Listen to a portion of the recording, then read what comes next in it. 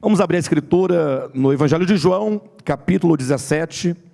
Hoje vamos ministrar a terceira palavra que nós extraímos a partir aqui do versículo 21, do capítulo 17 do Evangelho de João. Que você pegue sua Bíblia, que você acompanhe, que você possa prestar muita atenção, porque o que vamos dizer hoje à noite é extremamente importante. João Evangelho, capítulo 17, versículo 21, apenas o versículo 21. Todos encontraram? Glória a Deus. Diz assim o versículo 21, a fim de que todos sejam um, e como és tu, ó Pai, em mim, e eu em ti, também sejam eles em nós, para que o mundo creia que tu me enviaste. Quero que você olhe para o seu irmão que está à sua direita, à sua esquerda, e repita, declarando com o coração a essa pessoa que está ao seu lado, esse versículo 21. Diga assim, a fim de que todos sejam um. E como és tu, ó Pai, em mim e eu em ti, sejam eles em nós. Agora diga assim, para que o mundo creia, mas diga com convicção, para que o mundo creia que tu me enviaste. Que maravilha. Queridos, esse pequeno versículo é parte de uma oração, da oração sumo sacerdotal de Cristo. Todo o capítulo 17, nós temos aqui nesse capítulo inteiro, a oração que Jesus faz ao Pai, Jesus conversando com o Pai, momentos antes da sua morte. Ou seja, logo em seguida Jesus seria preso, e ele passaria pelos sofrimentos, pela angústia, pela paixão, e ele então cumpriria a sua obra de redenção a nosso favor. Eu costumo dizer que as últimas palavras de uma pessoa antes da sua morte, certamente são as palavras mais importantes que alguém diz. Isso porque não se pode falar ou jogar palavras fora, ou não ser econômico nas palavras, no pensamento, quando se tem pouco tempo de vida. Não é verdade que se você tivesse, por exemplo, apenas algumas horas de vida, e você fosse conversar com uma pessoa muito importante, certamente você escolheria o assunto mais importante, e você seria sucinto para tratar com maior exatidão e precisão possível, num momento tão iminente, um momento tão crucial. E portanto, nós vemos Jesus Cristo falar, ao longo de 3 anos e meio, durante todo o seu ministério, falando por parábolas, pregando, ensinando, falando sobre o reino. Vemos também, em várias ocasiões, ele orando ao Pai.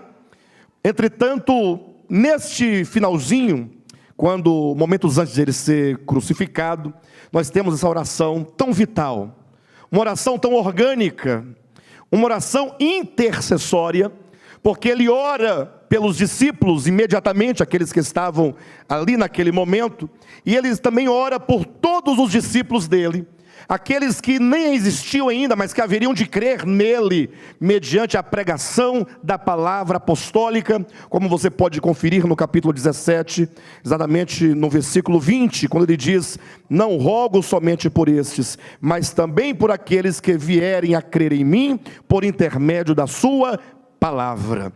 Então Jesus orou por você, ele orou por mim, ele orou pela vida de cada um de nós, por esta igreja, ele orou por aqueles irmãos que não congregam conosco, ele orou por todos nós. Uma grande questão não é o fato de ele simplesmente ter orado, mas o que ele orou, quando ele orou por nós, qual o assunto que ele falou com o Pai a nosso respeito.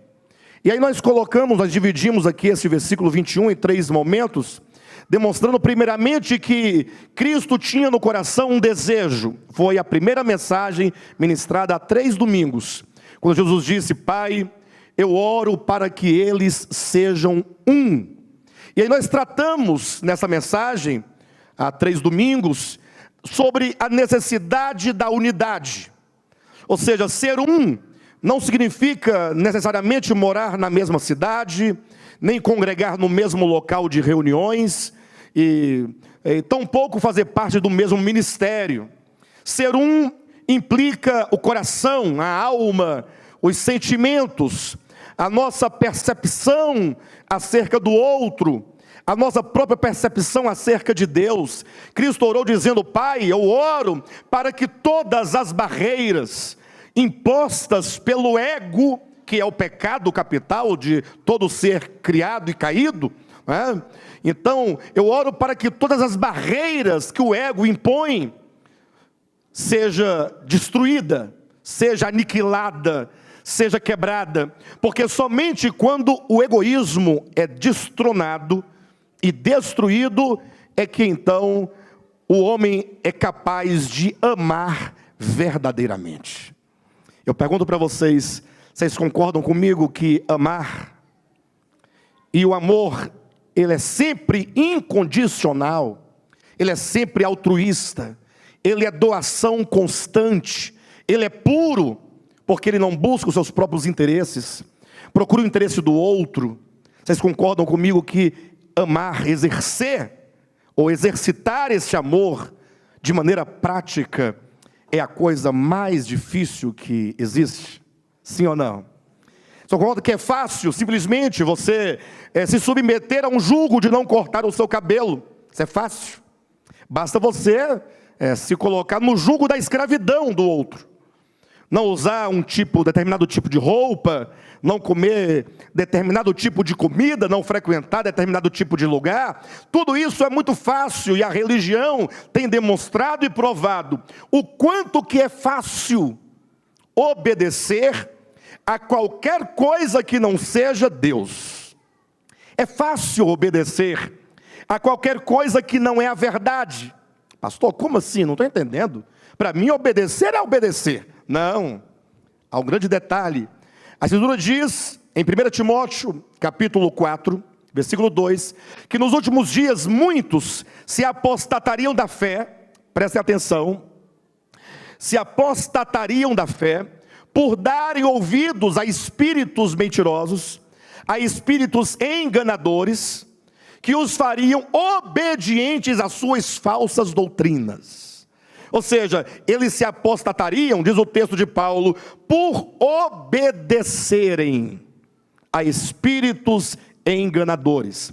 E eu digo que é fácil você, ou o ser humano, obedecer ao erro e ao engano, por um simples motivo, porque o erro, ele faz parte da consciência caída do homem.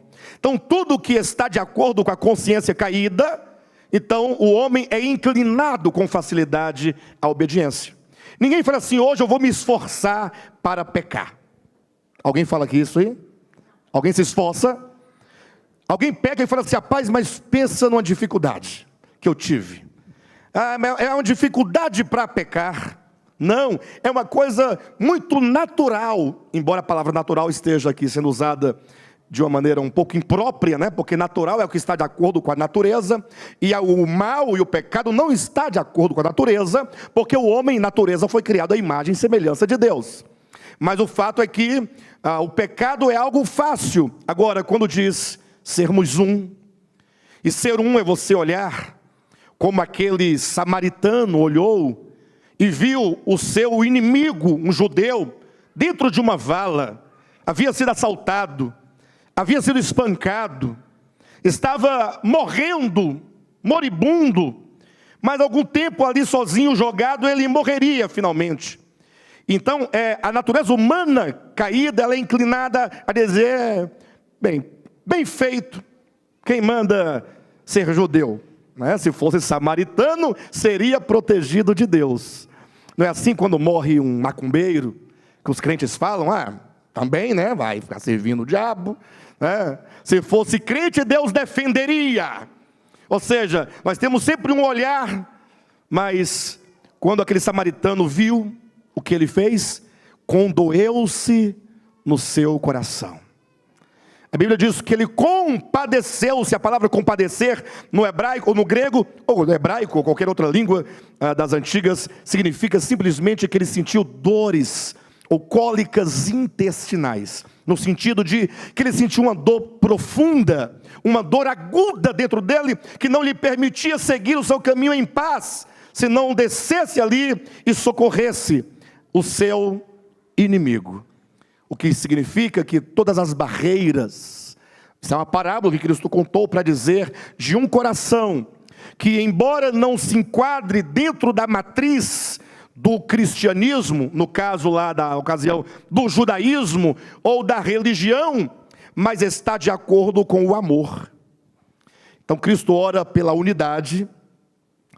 Em seguida ele fala sobre a qualidade dessa unidade, dizendo, não é qualquer tipo de unidade, é uma unidade assim como tu, ó Pai, és em mim e eu em ti. E nós vimos aqui na semana passada como que essa unidade diz respeito ao amor e serviço mútuos. Ou seja, quando há essa unidade, sempre haverá amor. E esse amor sempre vai se manifestar enquanto serviço ao outro. E hoje chegamos, portanto, no terceiro ponto, que é a razão. Ele orava para que fôssemos um, para quê? O texto diz, a fim de que todos sejam um, e como és tu, ó Pai, em mim, e eu em ti, também sejam eles em nós, para quê? Precisamos ser um, para quê? Ou seja, quando formos um, verdadeiramente, como o Pai e o Filho são, haverá um resultado. Haverá um resultado, para que o mundo creia que tu me enviaste. Então significa que o mundo crerá que o Cristo é o enviado do Pai. Quando? Quando formos um.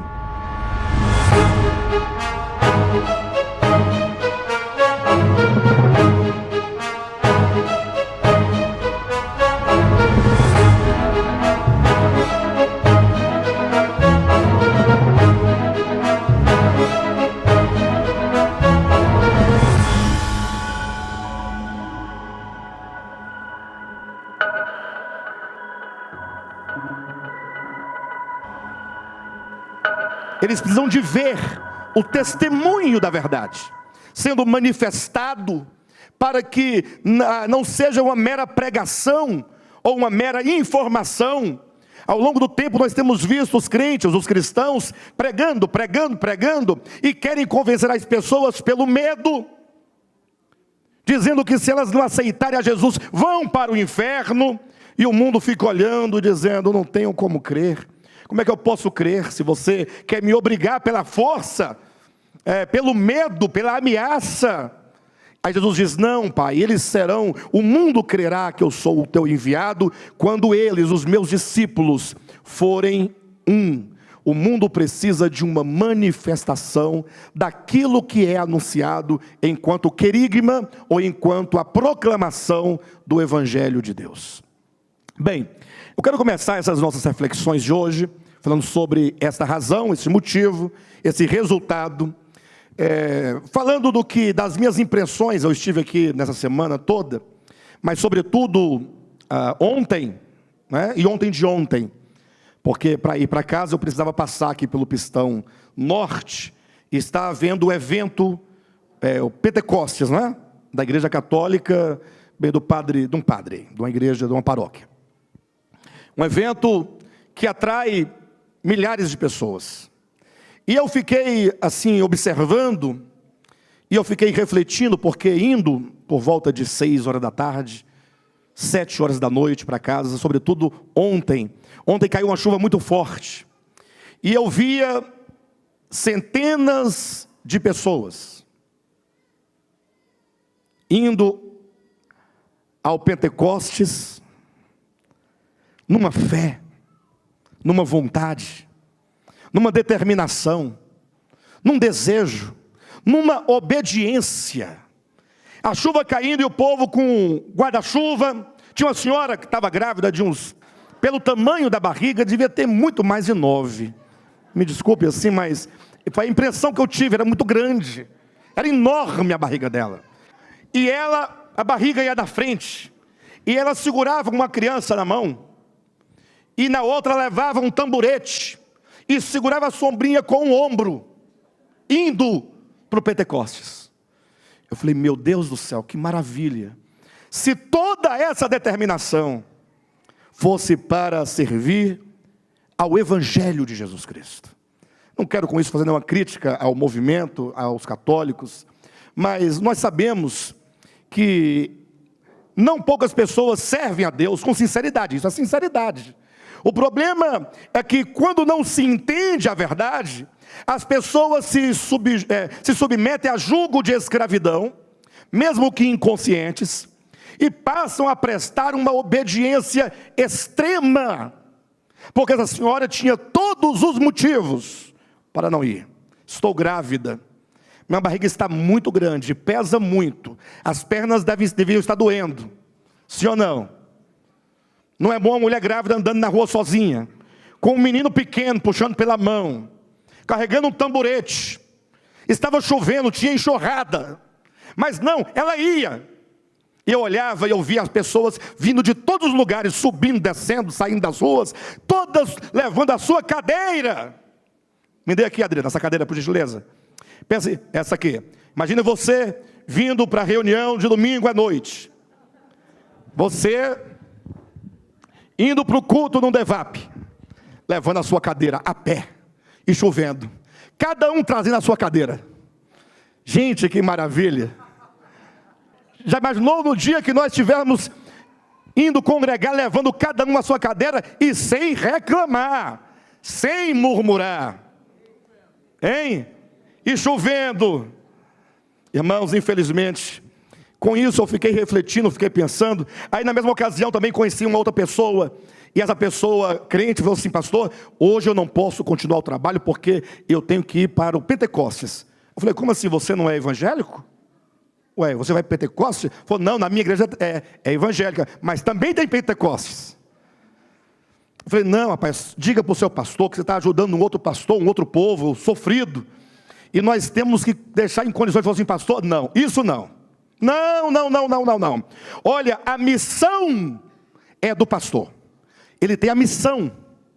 E eu estou em submissão a ele.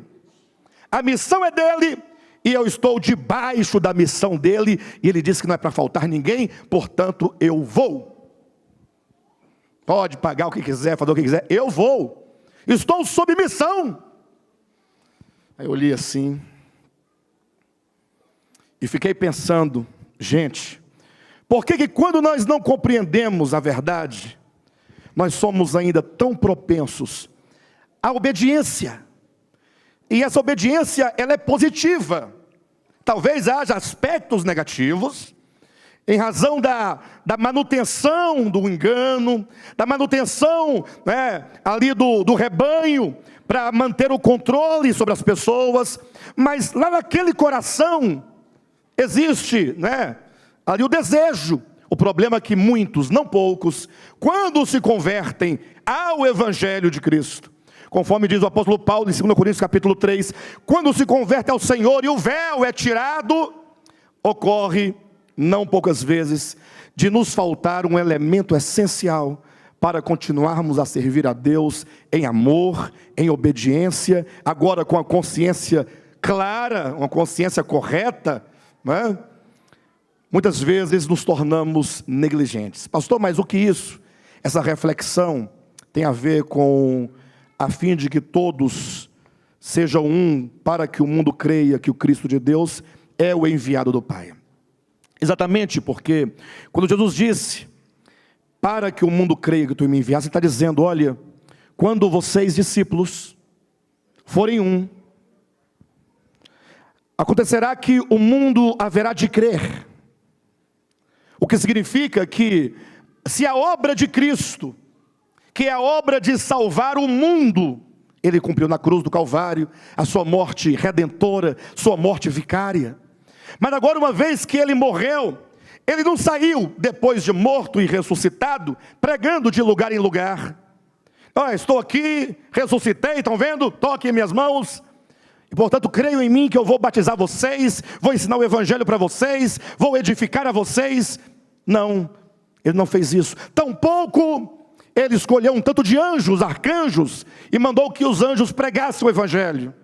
Não, ele disse aos discípulos: olha, eu vou para o Pai, e vocês vão ficar aqui.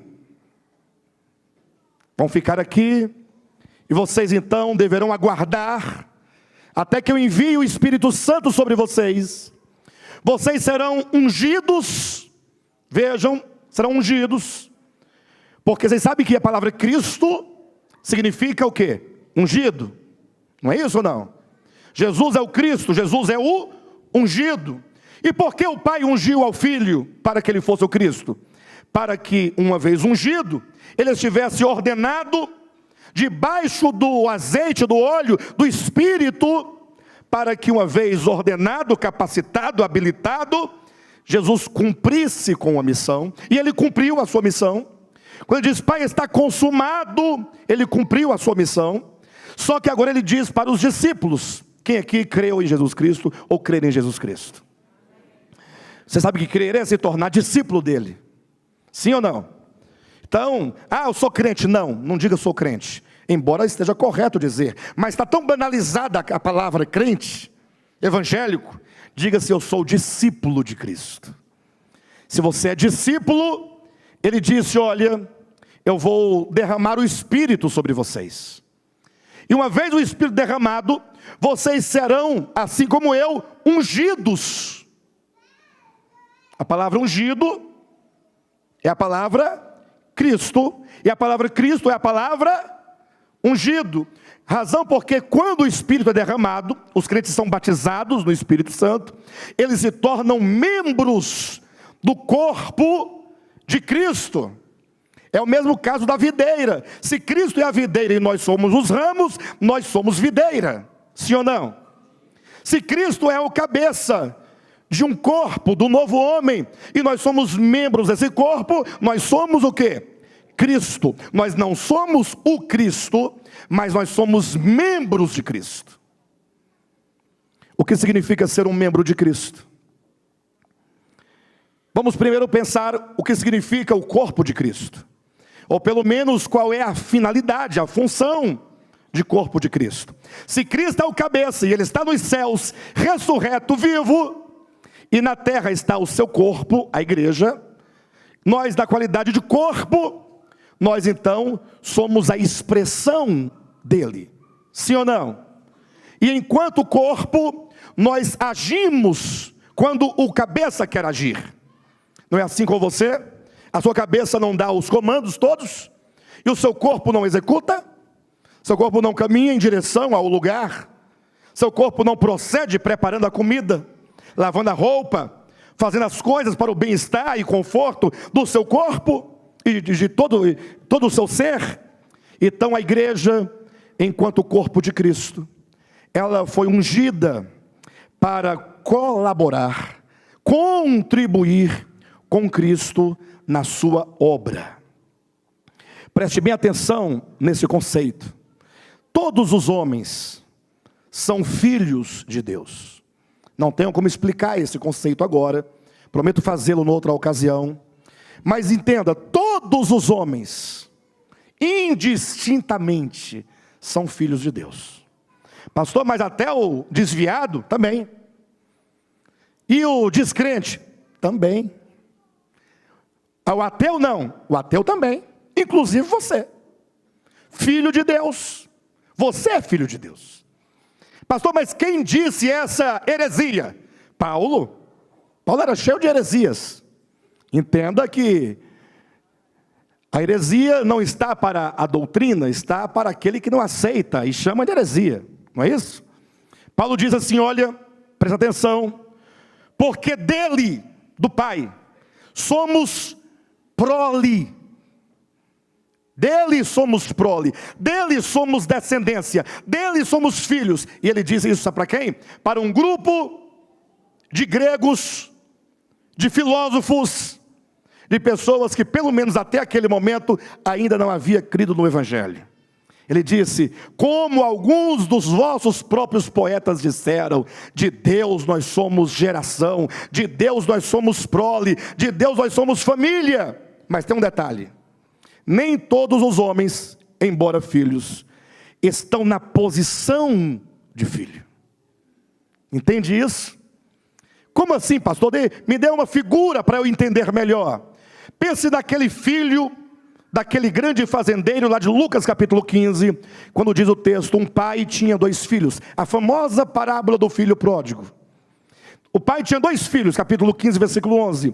Os 2 filhos na fazenda não tinham a posição de filhos, não estava na condição de filho, mas quando aquele jovem saiu de casa, profanou o nome da família, o nome do pai, foi viver numa terra distante, perdeu tudo o que tinha, passou a viver uma vida miserável, e começou a mendigar, e era escravizado, desejando comer a comida dos porcos. Naquela situação eu pergunto, ele era filho daquele homem? Ou deixou de sê-lo? Não, filho. Mas eu pergunto, mas ele estava na posição de filho? Totalmente fora da posição de filho. Então, a grande questão é trazer esse filho para a posição de filho. Então, aplicando isso para nós, todos nós somos filhos de Deus.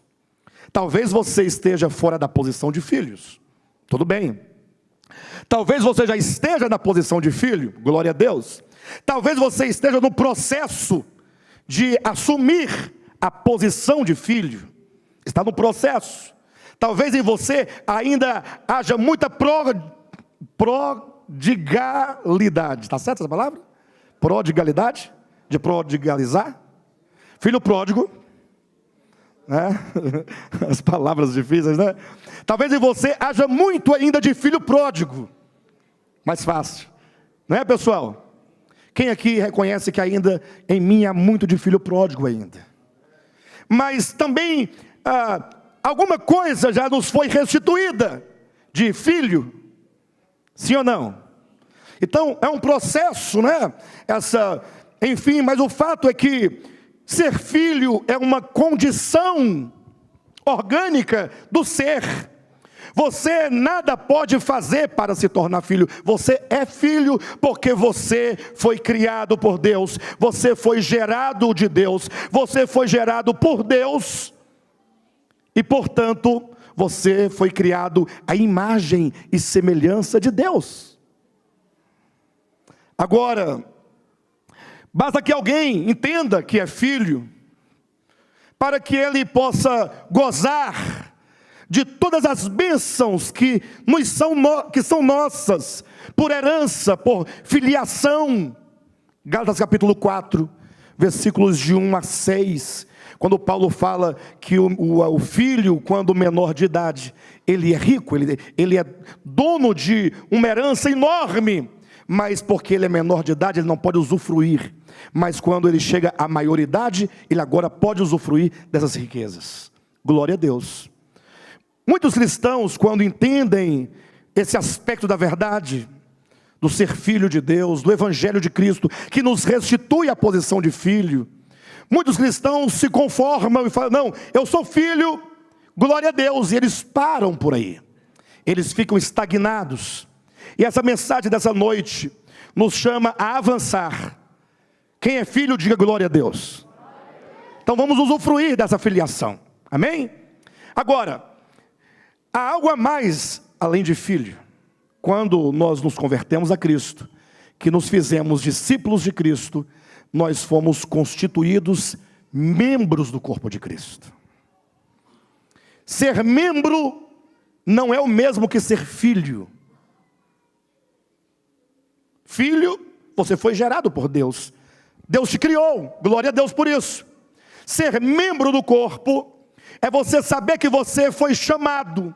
Você teve um chamamento especial. Nem todos os filhos de Deus sobre a terra teve o chamamento que você tem. Lógico que se faz aqui uma grande distinção entre ser filho e ser chamado. Nós não somos chamados para ser filhos. Nós fomos chamados para que nós possamos ser constituídos corpo de Cristo. Fomos chamados para sermos constituídos a noiva de Cristo. Fomos chamados para ser igreja. Igreja significa os chamados para fora. Chamados não somente para pertencer a Cristo, porque Ele é o cabeça, Ele é o Senhor, mas sobretudo para sermos cooperadores dEle. Porque se Cristo morreu para salvar a humanidade, e é dito que o mundo crerá que Ele é o enviado de Deus? Concordam que para que alguém seja salvo, ele precisa crer no Cristo de Deus ou não? Olhar para o Cristo de Deus e ver nele uma expressão do Pai. Ora, e se nós então participamos, porque o mundo crerá quando nós formos um. Então o homem, o crente, o discípulo, o membro do corpo de Cristo, a noiva de Cristo, participa da sua obra. Cristo tem uma obra, e Ele te fez membro do seu corpo, para você contribuir nessa obra. Veja esses dois textos comigo. Primeiramente, abra sua Bíblia em Colossenses. Veja Paulo dando testemunho de como ele, de maneira bem particular, cumpria com essa tarefa. Colossenses capítulo 1, versículo 24. Agora me regozijo nos meus sofrimentos por vós. Paulo sofria, mas era um sofrimento qualquer? Ou era um sofrimento em prol de outros? Um sofrimento em prol de outros. Muita gente se orgulha porque sofre. Tem uma doença, fala, a minha doença. Né? A minha doença, eu sou doente dos rins. Dói. E às vezes tem isso até por... Mas veja que Paulo fala de um sofrimento diferente. Ele fala, eu me regozijo nos meus sofrimentos. Ora, como se regozijar nos sofrimentos? Senão que esse sofrimento é um sofrimento que é produzido ou é produto do amor por alguém. Eu me regozijo dos meus sofrimentos por vós. Paulo sofria em prol de outro. Ele poderia eventualmente falar, não vou sofrer em prol de ninguém. Se é para eu sofrer, que seja o meu sofrimento. Mas por que eu deveria sofrer em prol de outros? Olha o amor em plena manifestação. Me regozijo nos meus sofrimentos por vós, e preencho o que resta das aflições de Cristo na minha carne, a favor do seu corpo, que é a igreja. Pensem comigo. E preencho, o que diz a sua Bíblia? O que resta de quê? Das aflições de Cristo? A favor do pecador ou da igreja? A favor do seu corpo, que é o sacrifício de Cristo pelos pecadores, só Ele pode cumprir. Agora ele diz, mas existe os sofrimentos, as aflições de Cristo, que Ele sofreu pelo seu corpo, bem específico, pela igreja.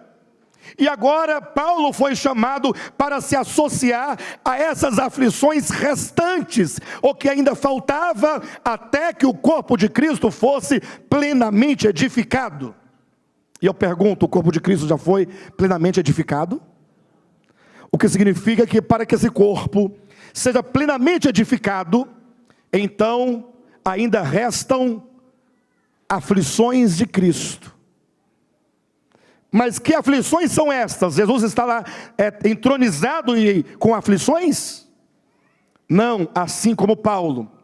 Ao longo dos tempos, Deus sempre levantou homens e mulheres para desempenhar esse papel fundamental em prol do seu corpo. Paulo disse lá em Gálatas capítulo 4, salvo engano, versículo 19, ele diz que ele sofria dores de parto, até Cristo ser gerado em vós. Então Cristo está sendo gerado na igreja, no seu corpo.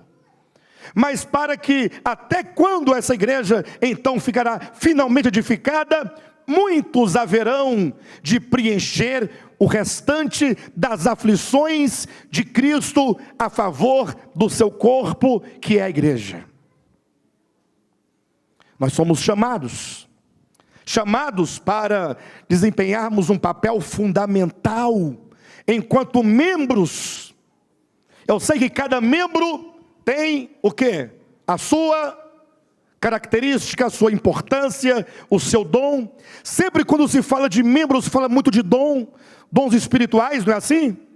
Mas eu quero trazer uma noção um pouco mais complexa para vocês essa noite, quando se fala de membro do corpo de Cristo. Vocês concordam que nós aqui temos muita coisa em comum? Nós aqui? Por que você está no ministério apostólico de Volta à Palavra e não está no ministério Assembleia de Deus de Madureira? Por qual motivo? Por qual motivo você está no de Volta à Palavra e não na Batista Central? Tem vários ministérios, não tem? Ou não tem vários ministérios? Por que você se associou a esse ministério? Bem, de uma coisa eu tenho certeza.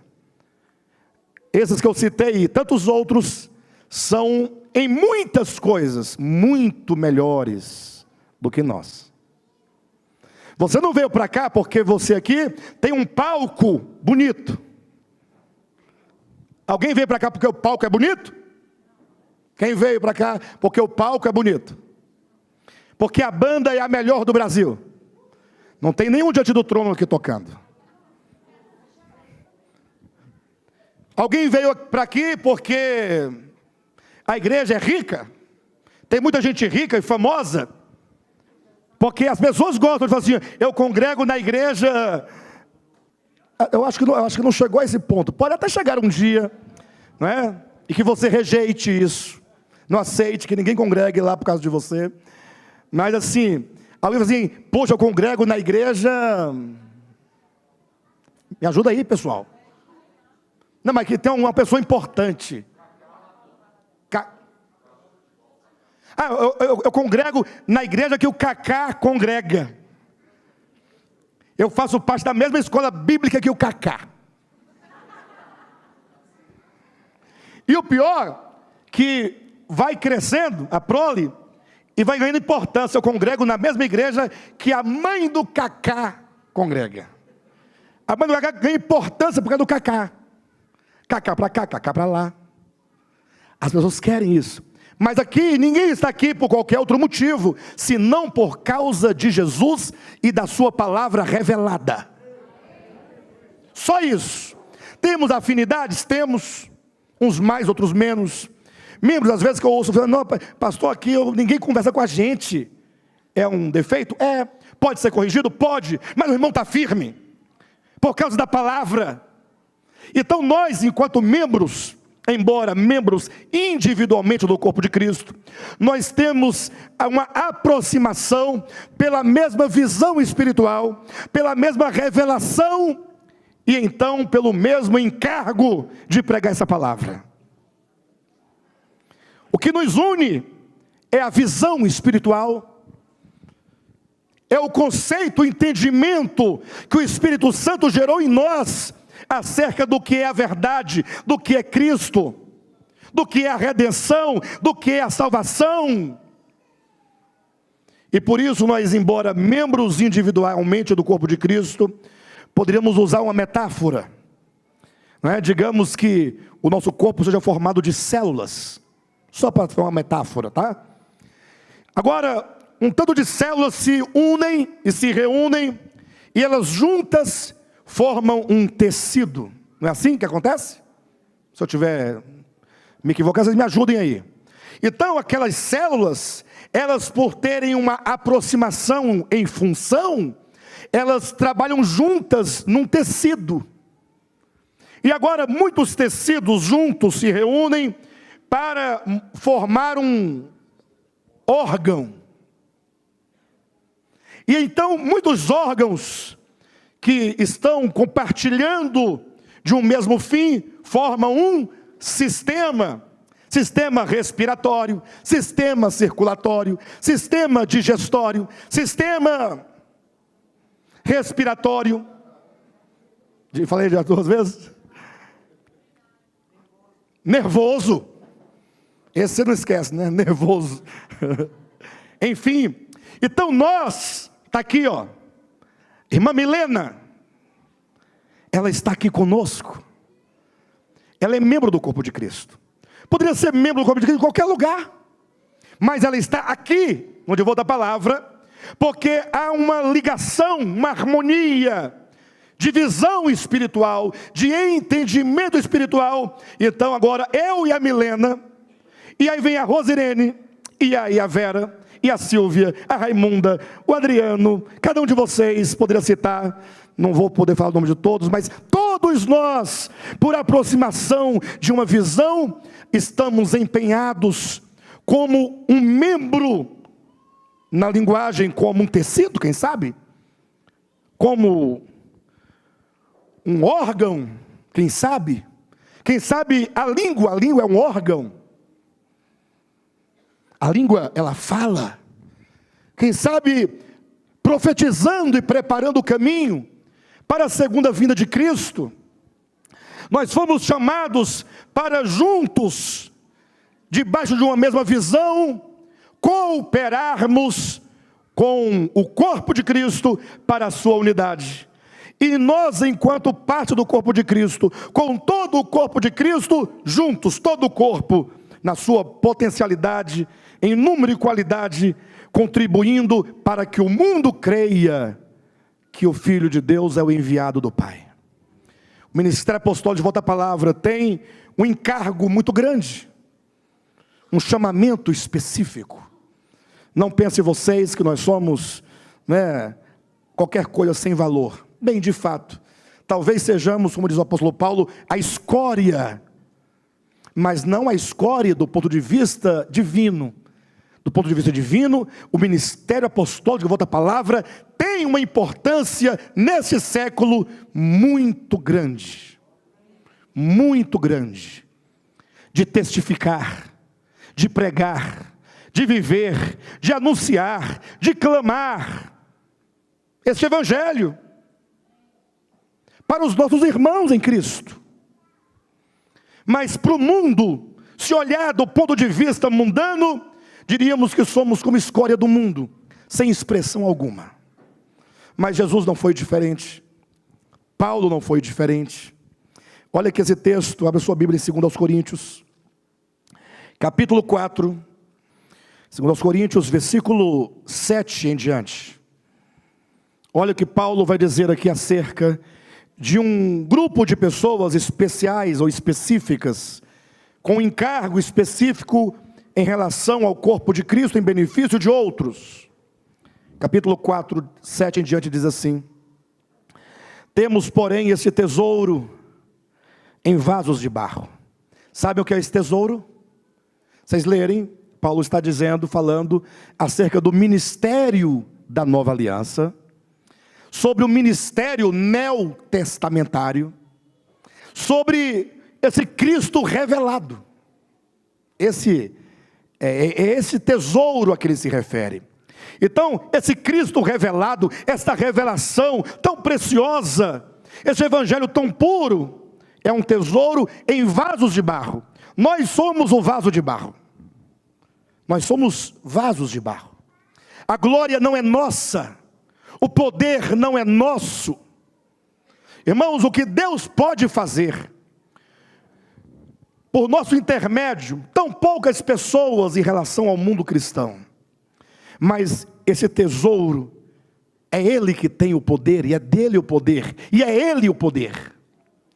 Temos, porém, esse tesouro em vasos de barro, para que a excelência do poder seja de Deus, e não de nós.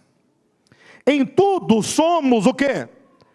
Atribulados, porém não angustiados, perplexos, porém não desanimados, perseguidos, porém não desamparados, abatidos, porém não destruídos, levando sempre no corpo o morrer de Jesus.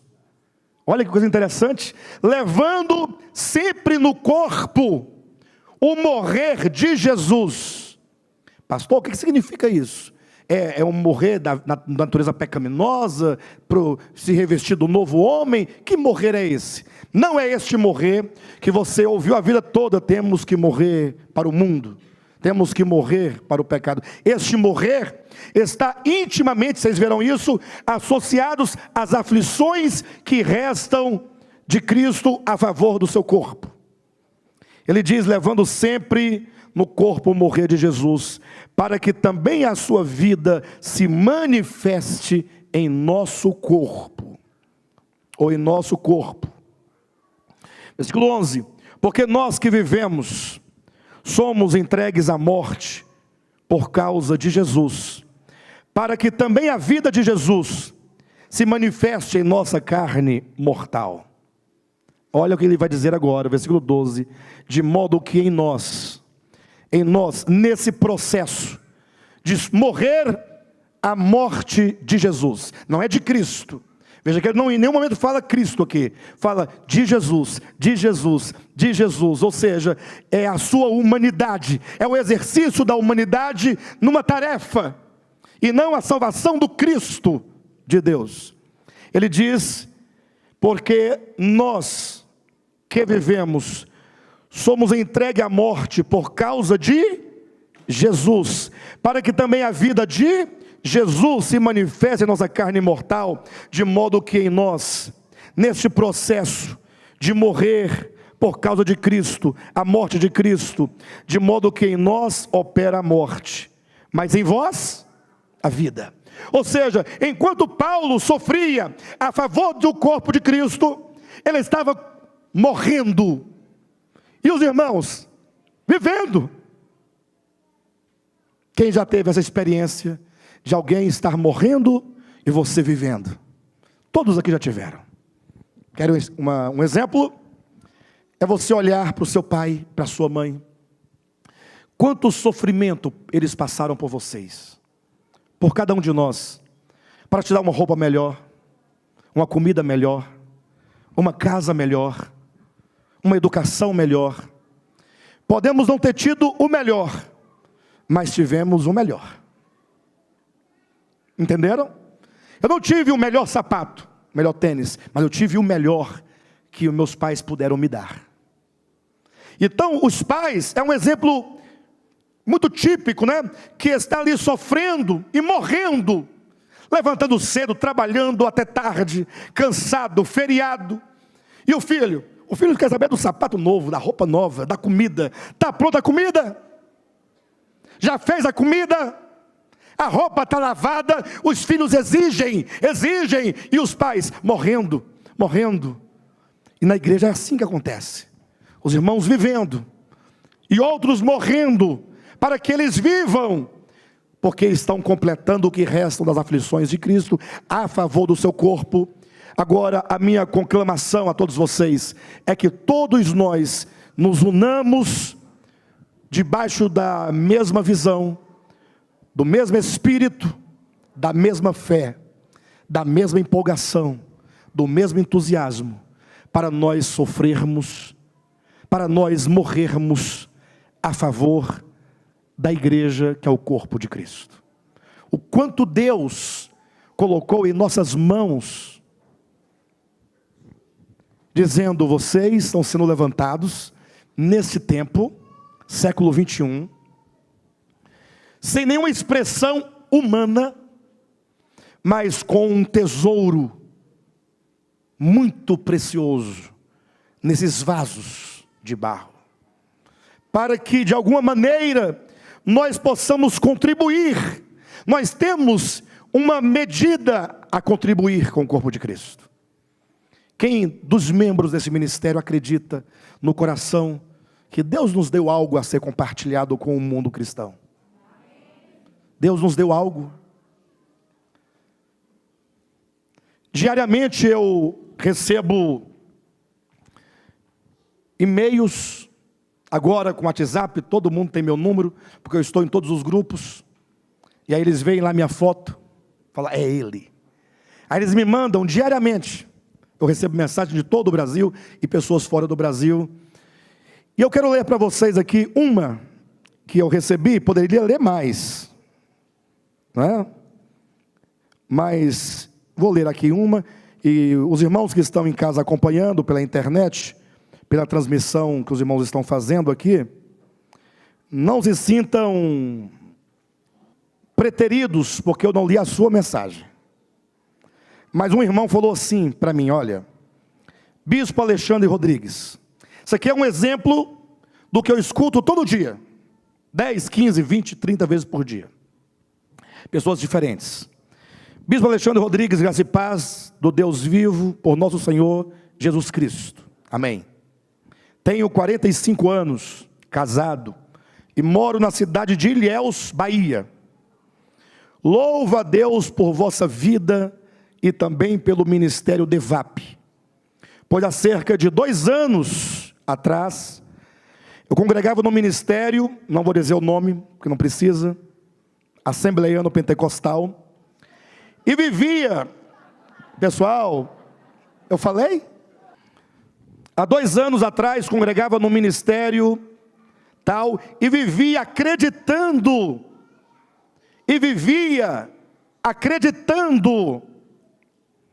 que estava fazendo algo que agradava a Deus, participando de cultos religiosos, onde a lei mosaica prevalecia através de ritos, festas, e até mesmo quando queriam ministrar, utilizando base do Novo Testamento. Ou seja, o ministério que aplicava a lei.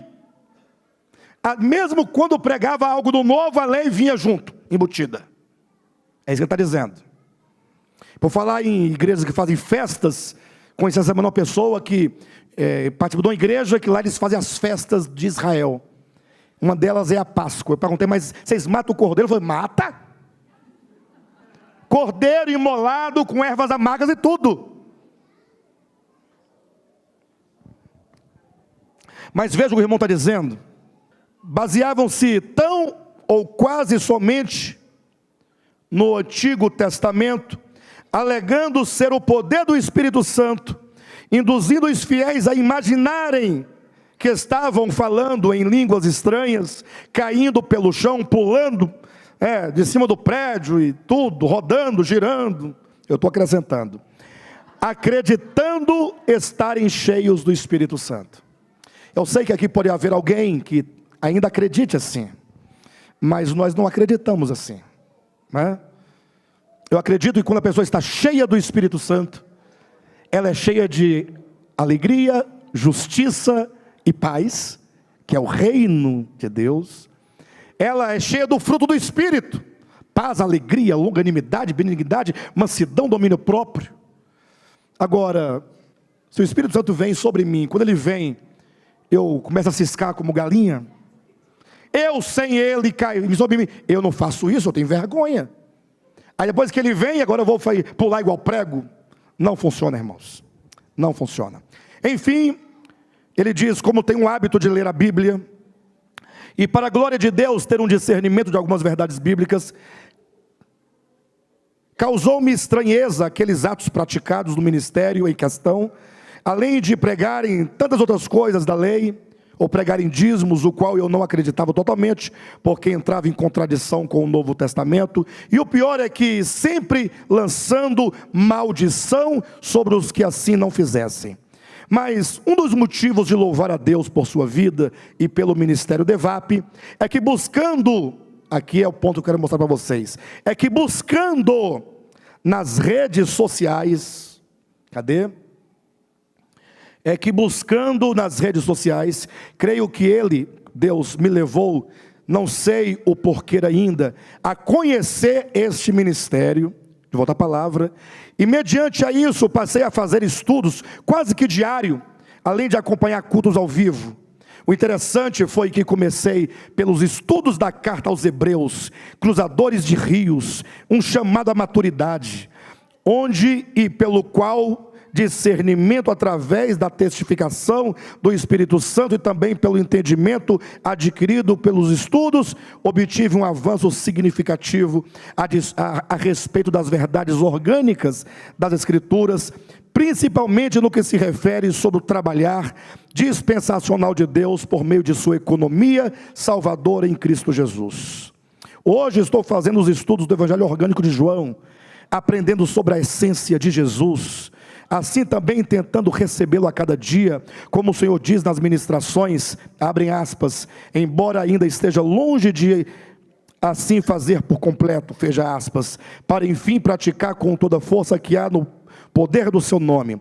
Confesso ao Senhor bispo, que essa visão e maturidade espiritual adquirida, através do De Volta à Palavra, e em particular por suas ministrações, pedi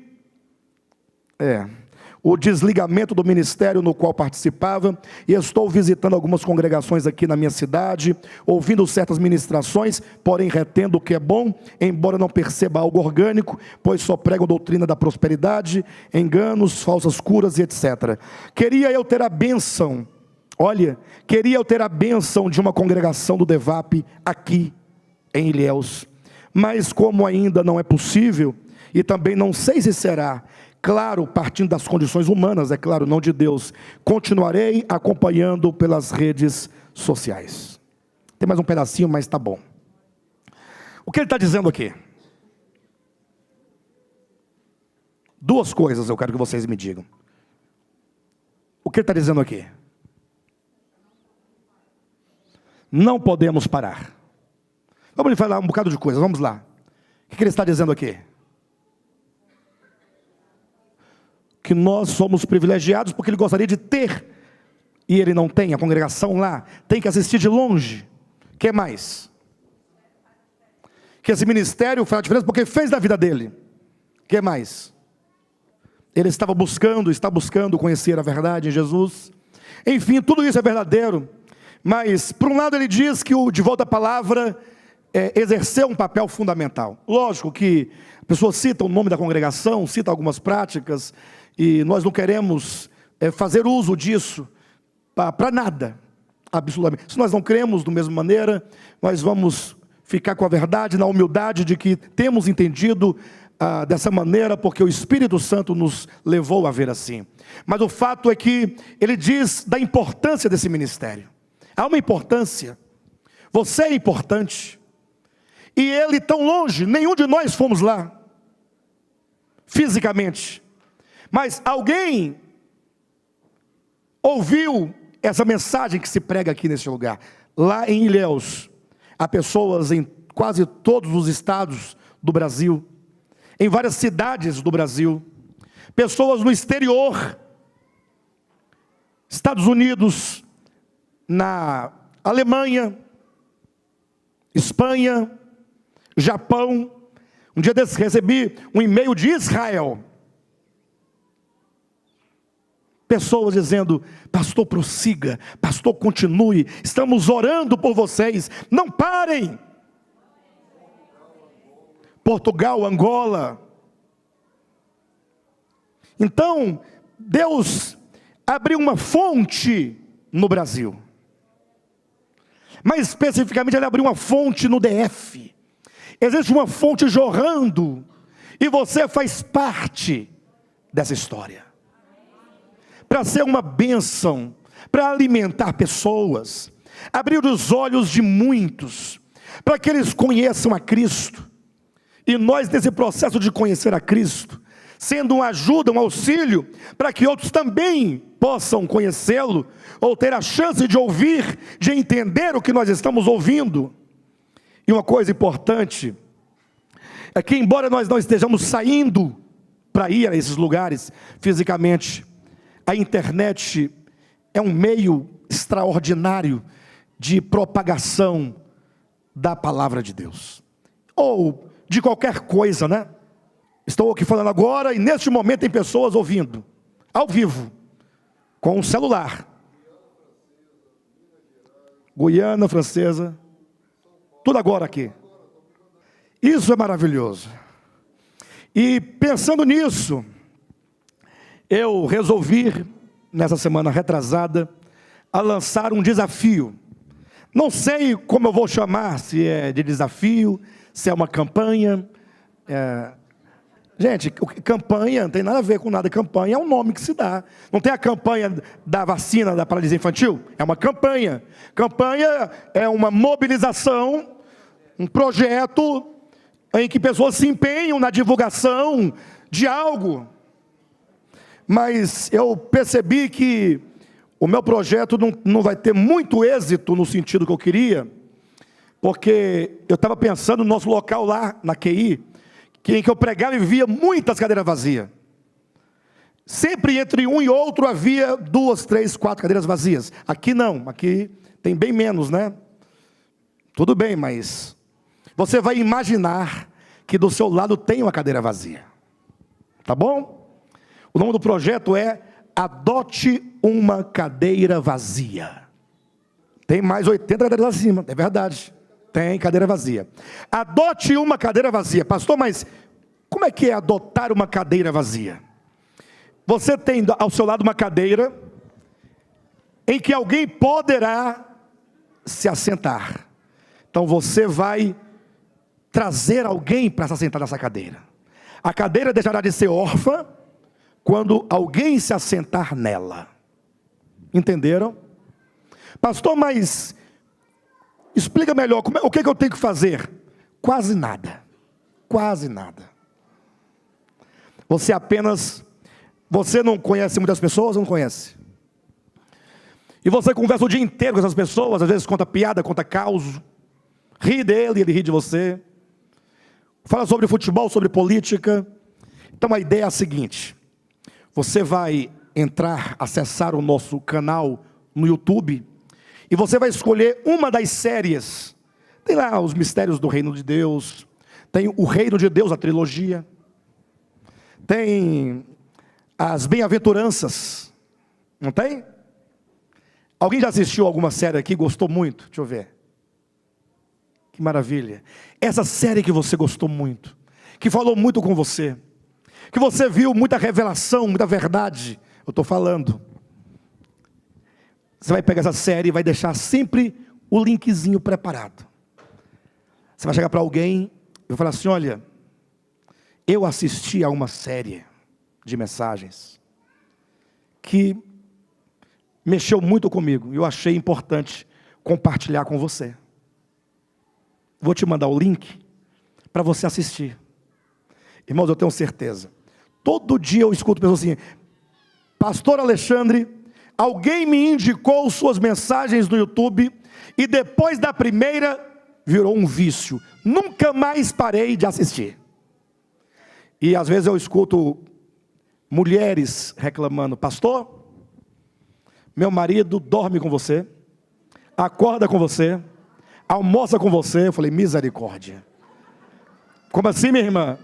Ouvindo você falar na minha casa, 24 horas falando dentro da minha casa.